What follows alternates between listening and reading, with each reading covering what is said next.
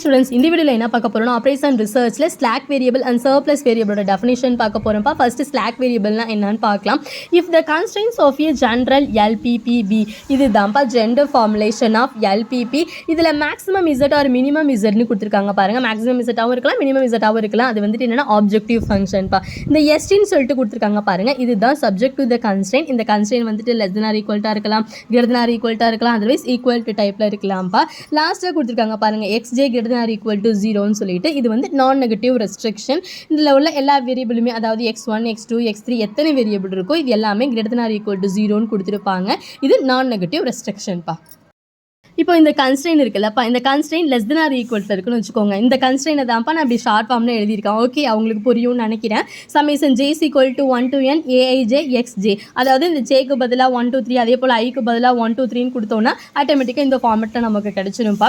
இதில் less than R ஈக்குவல்ட்டுன்னு இருக்குன்னு வச்சுக்கோங்களேன்ப்பா. இதை ஈக்குவாலிட்டி டைப்புக்கு மாற்றணும். ஏன் மேம் ஈக்குவாலிட்டி டைப்புக்கு மாற்றணும்னா எல்பிபியை ஸ்டாண்டர்ட் ஃபார்முக்கு சேஞ்ச் பண்ணும்போது லெஸ் தென் ஆர் ஈக்குவல்ட்டாக மாற்றணும்ப்பா. அப்படி மாற்றுறதுக்கு என்ன பண்ணணும்னா இந்த கன்ஸ்ட்ரெயினோட ப்ளஸ் எஸ்ஐ அப்படிங்கிற ஒரு வேரியபிள் ஆட் பண்ணணும்ப்பா. ப்ளஸ் எஸ்ஐ அப்படின்னு ஆட் பண்ணணும்னா இந்த இன்இக்வாலிட்டி ஆட்டோமேட்டிக்காக எப்படி மாறிடும்னா ஈக்குவாலிட்டியாக மாறிடும்ப்பா. இந்த ப்ளஸில் எஸ்ஐன்னு ஆட் பண்ணுறோம் பாருங்கள், இதுக்கு பேர் தான் ஸ்லாக் வேரியபிள். ஓகேவா? இப்போ பாருங்கள், இந்த நான் நெகட்டிவ் வேரியபிள் எஸ்ஐ நம்ம ஆட் பண்ணுறோம்ல, இது வந்து ஒரு நான் நெகட்டிவ் வேரியபிள்ப்பா.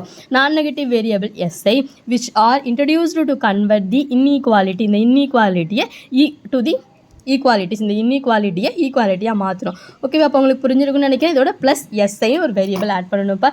இதுக்கு பேர் தான் என்னென்னா ஸ்லாக் வேரியபிள். அதுவே இந்த கன்ஸ்ட்ரெயின் வந்து கிரேட்டர் தென் ஆர் ஈக்குவல்ட்டாக இருக்குன்னு வச்சுக்கோங்க. If the constraints of a general LPP, அந்த கன்ஸ்ட்ரெயின் வந்துட்டு கிரேட்டர் தென் ஆர் ஈக்குவல்ட்டாக இருக்குன்னு வச்சுக்கோங்க.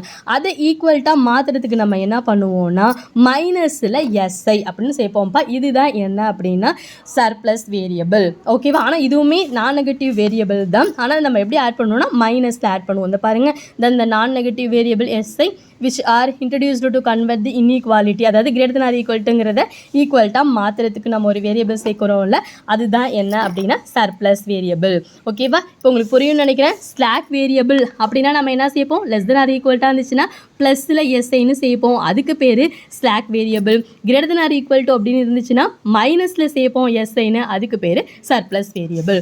ஓகேயா? உங்களுக்கு புரிஞ்சிருக்கும்னு நினைக்கிறாமா? ஏதாச்சும் டவுட் இருந்துச்சுன்னா கீழே கமெண்ட் பாக்ஸில் கமெண்ட் பண்ணுங்கள். தேங்க்யூ.